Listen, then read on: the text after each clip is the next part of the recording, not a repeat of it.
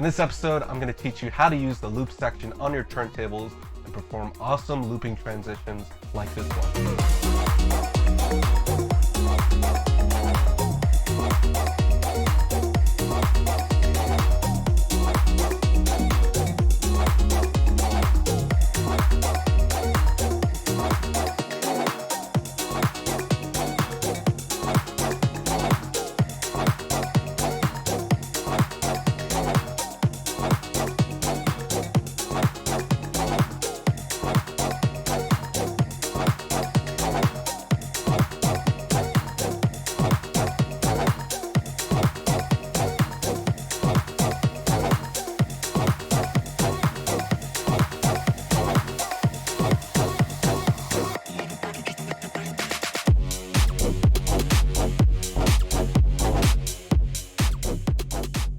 DJ Essentials is back for season 2, and we're starting off with an intermediate technique that I use all the time, and that's looping. What looping is when a DJ sets a certain in point and an out point in a track, and the song in between those in and out points will loop indefinitely. Looping is extremely useful for DJs, especially house DJs like myself. This is because, for example, there are moments when I'm transitioning and I need to stay within a phrase for as long as possible. So to get started, let's learn about how to use the looping section. The looping section on most CDJ units can be found right on the corner of each turntable. These 3 buttons are the entire section, and the amount of control you have with just those 3 buttons is immense. So the first are the big orange in and out buttons. What this allows you to do is manually set your loops on the fly.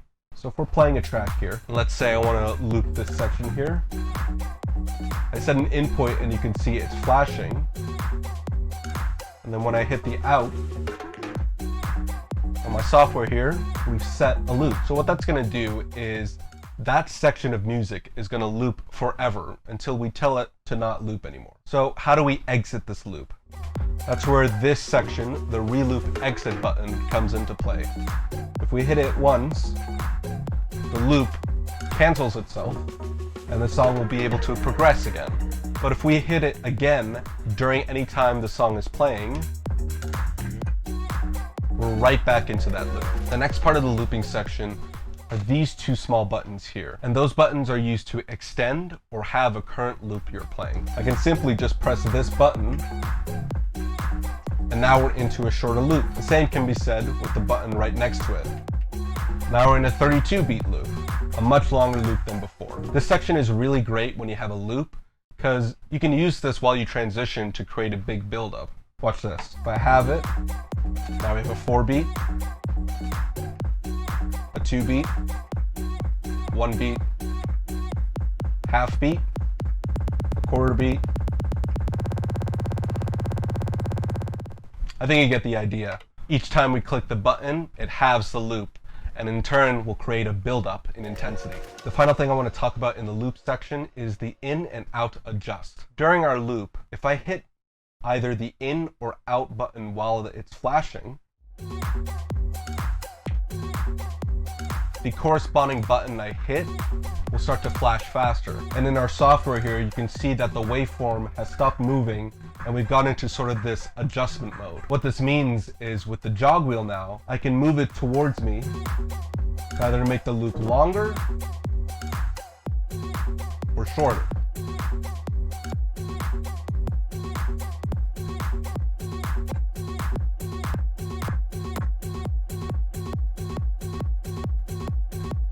We can see there, I've made it short enough so that it's just under 1 beat. Now during this current loop we have, there's sort of a little sound that I want to capture. And I can capture just that with the loop by also adjusting the in adjust. Now the in adjust is flashing.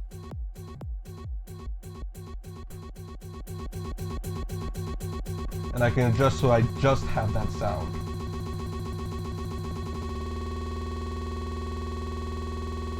Now this is great and a very common technique used by famous DJ James Hype, where he adjusts the loop to a certain section to cut the sound with either the crossfader or in this case the volume fader.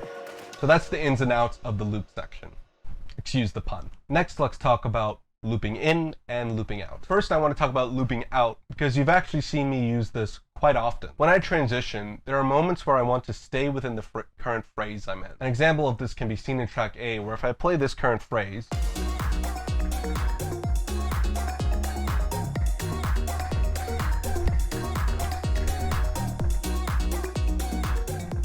it only lasts a couple measures. And at a certain point, the phrase changes to something completely different. And in this case, when I'm transitioning, I want to avoid this phrase. What I've done is I set a loop, and specifically an auto loop. So when we've looped a section in our track that's currently playing, what we can do is hit one of our hot cues, and that will set a hot cue for that loop. Meaning anytime we trigger that hot cue, we also trigger the loop. Now, an interesting thing about this is in our Rekordbox software, if we navigate to the hot cue, just click on the loop icon, it will turn red. And what that means is it becomes an auto loop. Now, auto loops are super useful because we can then trigger loops without having to manually either trigger a loop with our looping section or trigger it with the hot cue. It will trigger automatically once the song passes the designated hot cue for the auto loop. Like here, for instance. And right there, we're already in a loop and I didn't need to do anything. Now I can freely transition into my next song without me having to worry about this song's phrase ending. Hence why we are looping out of this track. Now the inverse operation is looping in. Sometimes when I'm transitioning into the next track, I want to stay within either the build-up or the phrase that I'm transitioning into. So now I can do the exact same thing here with another auto loop for this section. After 16 beats, I trigger an 8-beat auto loop here, and now this can go on forever, and now I can transition as long as I want to without me having to worry about any of the phrases. So for a moment, I just want to explain the transition at the beginning of the video and how it was done. This is an intermediate transition, and a lot more is going on than the other transitions we've been doing. Forgive me if I explain this slowly. So first, let me explain the prep work I've done for this transition. Starting with track 1, I set my first hot cue to mark where I'm going to cue my next track, and that corresponds with this hot cue here for track 2. Next up is the auto loops. The first auto loop for track 1 happens 8 beats after hot cue A, and it's for 16 beats.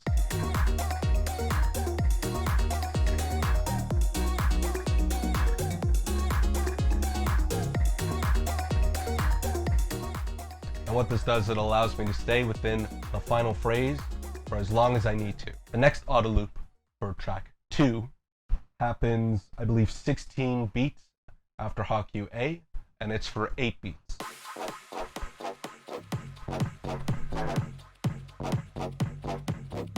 Happens right here.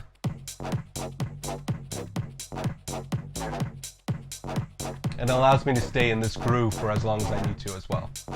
This is my loop in, and this is my loop out. While I'm transitioning, there are 2 things I need to keep in mind. First is that I need to time this for when the drop eventually hits when I exit this loop. We'll get to that a little bit later.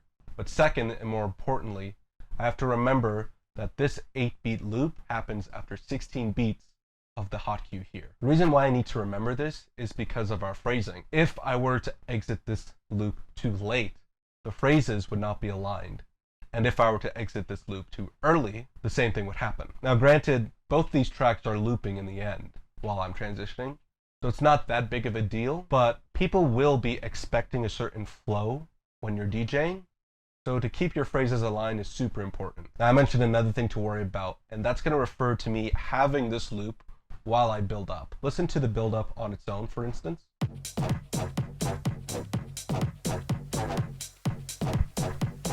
It stays sort of neutral, and then it starts to build up right here.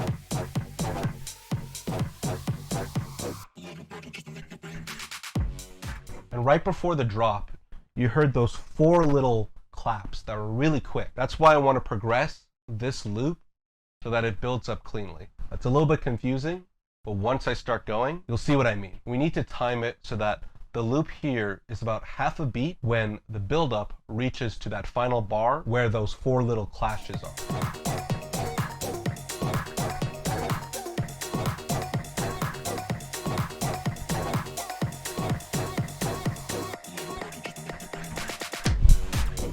And right when that last bar hits and I trigger that half beat, I then trigger the quarter beat right at the end, and I have to immediately lower my fader down so that that loop doesn't go over the drop and sort of ruin that sort of transition. I have to be quick about this. That's why it's important to practice when you're performing transitions like this. So let's go through that transition one more time, but this time I'll talk you through the entire process.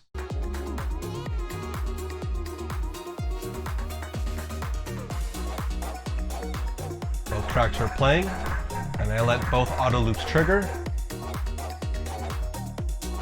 And right at the end of the phrase where it would normally be, I will bass shift. I count 16 beats, 8 beats there, and the 16th beat is right here. I exit the loop, and I start to halve my beats. So I go a 4-beat loop 4 times, a 2-beat loop 4 times, 1-beat loop 4 times, half beat, right at the end, that quarter beat to then throwing the fader down to end the transition.